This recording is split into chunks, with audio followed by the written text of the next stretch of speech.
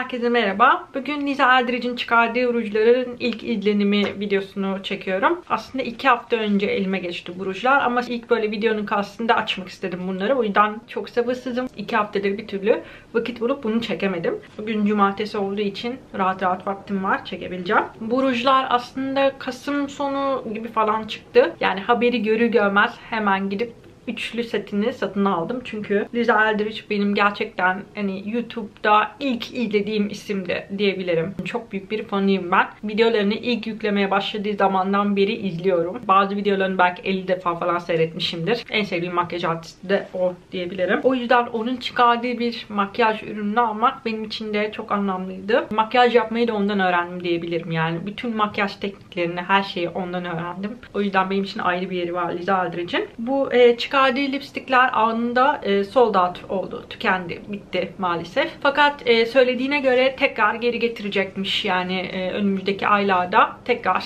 piyasaya çıkma durumu olabilir. Hatta başka renklerle beraber çıkacak bildiğim kadarıyla. Şu anda sadece 3 tane kırmızı renkte ruj çıkardı. Şimdi inceleyeceğiz zaten ama bunların özelliği özel bir teknolojiyle üretilmiş olmaları. Rujun dışındaki kısım tamamen kadifeye benziyor. Bildiğiniz kadifeye benziyor. Çok ilginç. Ben de henüz açıp bakmadım. Fotoğraflardan, videolardan gördüm. Heyecanlıyım ben de yani. Üçlü set halinde aldığım zaman şöyle bir kadife çantada geliyor. Küçük bir makyaj çantası gibi.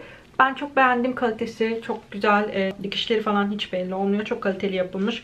Umarım bu aksesuarlar da çabuk kararmaz. Burada da Liza'nın logosu var zaten. Bu arada rujları tek tek de satın alabiliyordunuz. Rujları tek başına satın alırsanız 26 euro. Ben 75 euro gibi bir fiyata aldım üçünü birden. Çantası da içindeydi. Kargoda tüm dünyaya bedavaydı bu arada.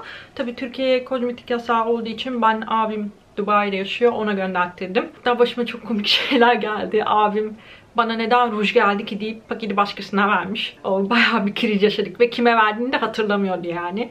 Sonra bulduk yani, neyse paketi geri aldım. Kullanılmamış bir şekilde, neyse ki. O zaman açıyorum artık paketi. Bu şekilde sarılmış ve öyle o şekilde konmuş. Bir de Liza Eldridge'in böyle kartı çıktı. Bunu da kullanacağım yani. Bence boyu çok güzel. Şimdi tek tek açıyorum hepsini. Dediğim gibi şu anda 3 rengi var ama bunların zamanla başka renkleri de çıkacak diye düşünüyorum. Çünkü gerçekten anında bitti falan yani. O gün içinde tükendi yani bu rujlar. Bunların ayrıca cruelty free olduğunu söyledi Liza Eldridge kendi videosunda. Çok mutlu oldum. O yüzden de gönül rahatlığıyla alabildim. Önce çok hafif sürerek denemek istiyorum. Sonra böyle tam anlamıyla sürüp son halinde göstereceğim. Neden böyle yapacağım? Çünkü ben kırmızı rujları özellikle hem böyle allık olarak hem de böyle çok hafif renk vermek için kullanıyorum aslında. O yüzden onların nasıl duracağını o şekilde de göstermek istiyorum size. Paketlemeler bu şekilde. Şöyle yanlarında altın yaldızlı diyebilirim. Şu üstünde de isimleri yazıyor. Bir de içerik listesi de var. Bu şekilde siyah bir kağıda sarmışlar. Paketi gerçekten çok güzel. Hem çok klasik, çok düz ama aynı zamanda da çok böyle vintage bir havası da var. Zaten Liza Eldridge'in böyle inanılmaz bir vintage makyaj koleksiyonu var. Onunla alakalı videoları var. Hatta en sevdiğim videoları olabilir. Ona da aşağıya linkini bırakırım. Mutlaka izleyin bence. Makyaj tarihi hakkında bir tarihçi kadar bilgisi var neredeyse. Bu konuyla alakalı bir kitap çıkardı. Face Paint isimli. Onu da ben ilk çıktığı zaman e-kitap olarak almıştım ama harika bir kahve masası kitabı aslında o. Bakabilirsiniz ona da. Böyle birazcık sert bir şekilde çekiyorsunuz. O şekilde açılıyor. Manyetik bir şekilde kapanıyor. Üçünü de merak ediyorum aslında ama aralarından en beğeneceğimi düşündüğüm Velvet Jazz aslında. Çünkü birazcık koyu bir renk. Hem böyle çok hafif renk vermek için hem yanaklara hem de tam anlamıyla böyle sürdüğünüz zaman harika bir renk olacak gibi geliyor bana. En çok onun yakışacağını düşünüyorum ama hepsini deneyeceğim şimdi. Önce en açık renkle başlayalım. Gerçekten kadife gibi duruyor. Bunu tamamen rujun kendisiyle yapmışlar bu arada. Özel bir teknoloji kullanmışlar. Zaten Liza Eldridge özellikle böyle kozmetik teknolojileri konusunda da çok sektörü çok iyi yakından takip ettiği için Lancome markasının kreatif direktörü. O yüzden böyle yeni çıkan teknolojileri çok yakından takip ediyor. Daha önce de zaten Shiseido ve No. 7 markalarında kreatif direktörlüğünü yapmış. Sanırım bu teknolojiyle ilk yapılmış olan rujlar bunlar. Yani dışı böyle kadife gibi gözüken ilk rujlar bu rujlar. Ve tarihi bir öneme sahip bile diyebiliriz aslında. Şimdi önce yüzümde neler olduğundan kısaca bahsedeyim. Bir CC krem sürdüm. Herbaore'nin CC kremine birazcık kontür, çok az likit aydınlatıcı. Kaşlarımı doldurdum. Bir de çok hafif bir makyaj yaptım. Kırmızı ruj süreceğim zaman genelde böyle bir makyaj tercih ediyorum. Çok hafif bir göz makyajı. Bu şekilde aslında daha spor bile duruyor diyebilirim. Dudağımda da dudak yağı var bu arada. Onu hemen siliyorum şimdi. Şimdi Velvet Morning ile başlayalım. En açık renkten en koyu renge doğru gideceğim. Önce Velvet Morning ile başlıyorum. Bu gördüğüm kadarıyla daha böyle turuncuya kaçan bir kırmızı. Daha sıcak bir kırmızı yani. İç kısmı böyle normal ruj gibi. Sadece dış kısmını kadifeye benzetmişler. Ve tabii siz sürdükçe bu kadife kısım bozulacak büyük ihtimalle. O yüzden kullanmaya kıyabilecek miyim bilmiyorum. Neyse bir deniyorum şimdi. Önce elimin üstünde deneyeyim. Harika bir kırmızı gerçekten. Önce dediğim gibi böyle hafif bir renk vererek bir de yanaklarımda da denemek istiyorum. Böyle çok bastırmadan sadece dokunduruyorum.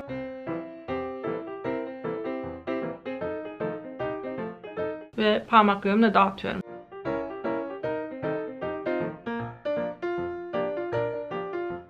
Bu şekilde aslında kırmızı rujları daha böyle günlük kullanabilmek mümkün. Şu elime sürdüğümde yanaklarıma süreceğim.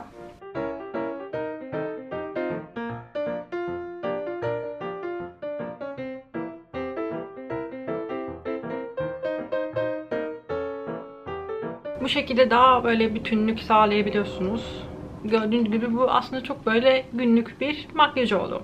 Dudakta da hiç yokmuş gibi bu arada. Yani dudağımda bir şey yokmuş gibi hissediyorum şu anda. Bir de tam anlamıyla sürdüğümüz zaman nasıl olacak ona da bakalım.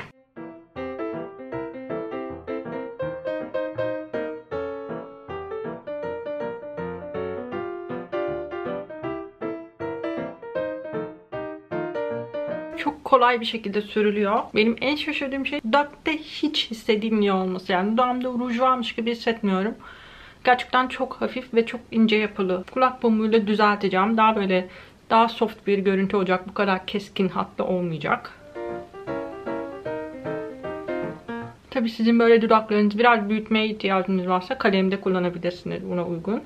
Ben gerçekten çok beğendim. Tamamen mat bir yapısı vardı diyemem. Böyle daha çok kremle mat arası bir bitişi var. Daha saten, daha böyle kadife gibi bir bitişi var aslında. Çünkü ışığı tamamen yutmuyor. Gördüğünüz gibi çok hafifçe parlıyor. Kadife de böyle hafif parlar ya. Ona benziyor aslında. Dudakları kurutacakmış gibi de gelmedi bana. Çünkü dudakta hiç hissetmiyorsunuz dediğim gibi. Çok ilginç bir yapısı var. Sanırım sürdüğüm hiçbir ruja da benzemiyor. Yani elimde bir sürü mat ruj var, krem ruj var. Hiçbirine benzemiyor diyebilirim. Hiç hissetmiyorsunuz yani. Bayağı enteresan. Bir sonraki renge geçelim. Hemen temizledim. Yanaklarımdakilerini temizlemedim. Hani gerektirirse arttırırız çünkü renkler gittikçe koyulaşıyor. Şimdi Velvet Ruby'ni deneyeceğiz. Bu tam anlamıyla bana MAC Ruby Blue'yu hatırlatıyor aslında. Tam böyle soğuk bir kırmızı aslında bu. Mavi bazlı kırmızı dediklerimizden. Evet, bayağı soğuk bir kırmızı bu.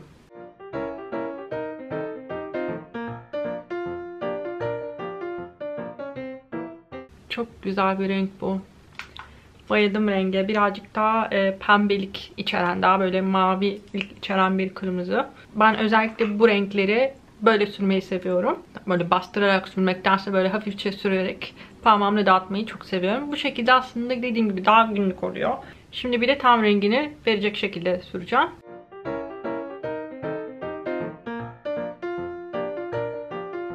Gördüğünüz gibi tek seferde rengini veriyor. Çok pigmentli rujlar.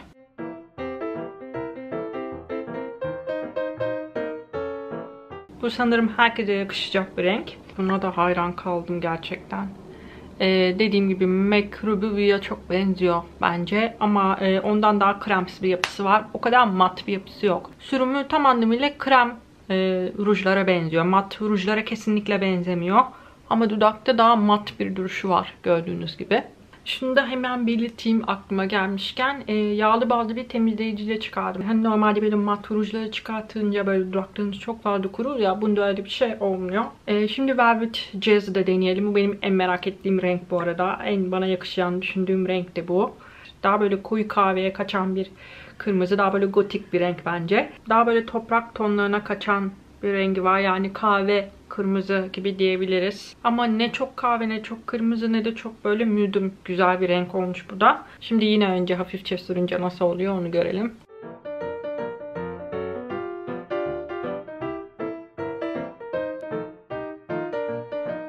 Yani bu benim aslında günlük rujum olabilir yani, o kadar güzel. Bu arada sürerken o kadife kısımları bozuluyor maalesef. Tam rengi nasılmış onu da görelim. Gördüğünüz gibi tek bir sürüşte tam rengini veriyor.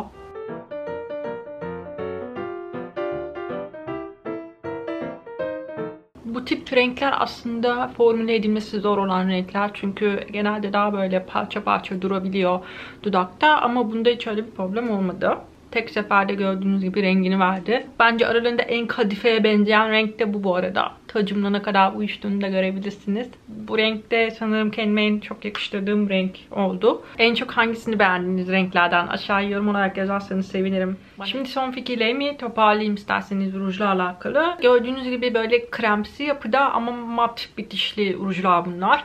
Dolayısıyla dudağı da çok kurutmuyorlar. Ben tabii ki bir hani ne kadar dayandığı falan onun da geri bildirimini yapacağım bu videoda. Dışarı çıkıp zaten bunlar için bir düp arayacağım, yani benzer renkler arayacağım sizin için. Uygun fiyatlı alternatiflerini bulmaya çalışacağım bu renklere ve benzer yapıda olmalarına dikkat etmeye çalışacağım. Bu arada bir de yemek falan da yerim. Hani yemekten sonra nasıl dayandı onu görmek için. Rujların bitişini çok beğendim. Çünkü normalde böyle ruj sürmek çok rahat bir şey değildir. Dudağın üstünde kendini hissettirir.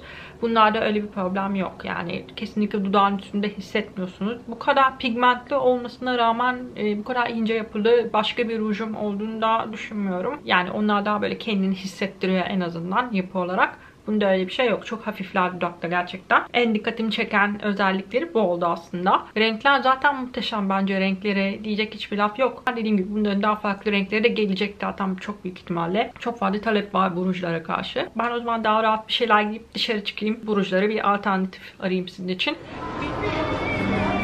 Evet, ben tekrar geri geldim. Saat 9.30'muş. Ben bu ruju ne zaman sürdüm? Saat 2 civarı falan sürdüm. Kahve içtim, yemek yedim.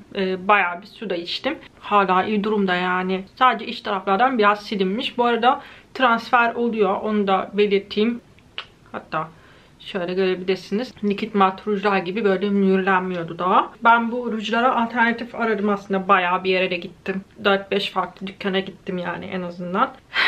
Ve gerçekten böyle çılgınlar gibi aradım yani aynı rengi bulabilecek miyim diye. Renk ve yapı olarak benzer rujlar buldum. Bu arada ona yakın olan ama tam anlamıyla aynısı olmayan rujlar da vardı. Onların hepsini de aşağıdaki kutucuğun altına yazacağım eğer ilginizi çekerse. En çok benzettiğim rujları da göstereyim size şimdi. Paketleri falan her şeyi açtım, hazırladım. Velvet Morning ile başlıyorum. Liza Eldridge olanı yukarıya, bulduğum düpü de aşağıya süreceğim. Böylece ne kadar benzediklerini de görmüş olursunuz.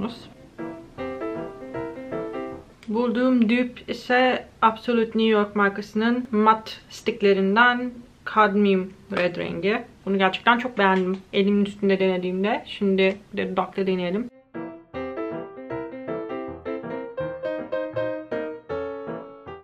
Yani o kadar kötü sürdüm ki. Hem doku hem renk olarak gerçekten çok benziyorlar. Liza Eldridge Plush Velvet Lipstick yukarıdaki. Absolute New York'ta aşağıdaki. Ben neredeyse hiç fark göremiyorum. İyi bir iş başarmışım. Kendimi tebrik ettim şu anda. Velvet Ribbon'a da muadil aradım. Fakat bulması en zor olan buydu diyebilirim. Çünkü hani diğerlerine daha böyle benzeyen, daha fazla alternatif bulabildim ama bunu bulmak gerçekten çok zordu. Klasik böyle ruj formunda aradım ama bulamadım. Sadece pastelin 9 numarası buna gerçekten birebir muadil. Ama bu likit mat ruj.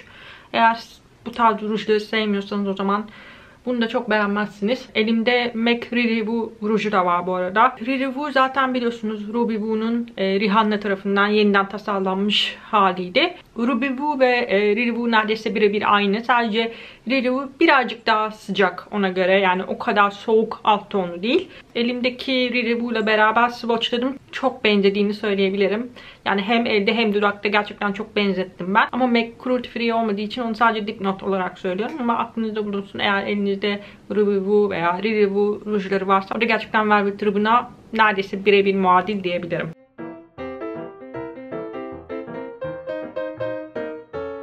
Yani ben hiç ayırt edemiyorum desem. Birebir aynı gibiler değil mi? Sadece şunu görüyorsunuz. Lisa Eldridge daha böyle ışığa göre parlıyor gördüğünüz gibi.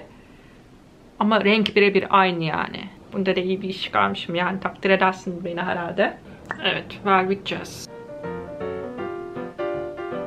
Evet, bunu muadil olarak bulduğum ruj da pastelin mat lipstiklerinden 571 rengi.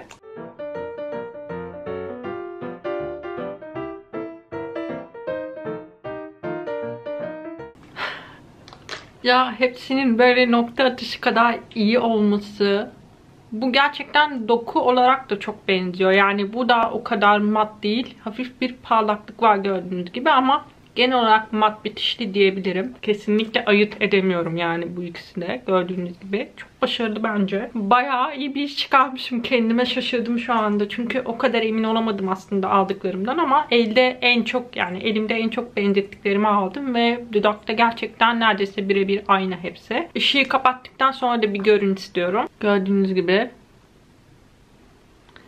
gayet başarılı yani. O zaman artık ben videoyu burada bitiriyorum. Umarım yardımcı olabilmişimdir. Umarım benim kadar merak ettiğiniz bir üründü bu da. Ve Türkiye'de kolaylıkla bulabileceğiniz muadilleri de görmüş oldunuz böylece. O zaman bir sonraki videoda görüşürüz. Hoşçakalın.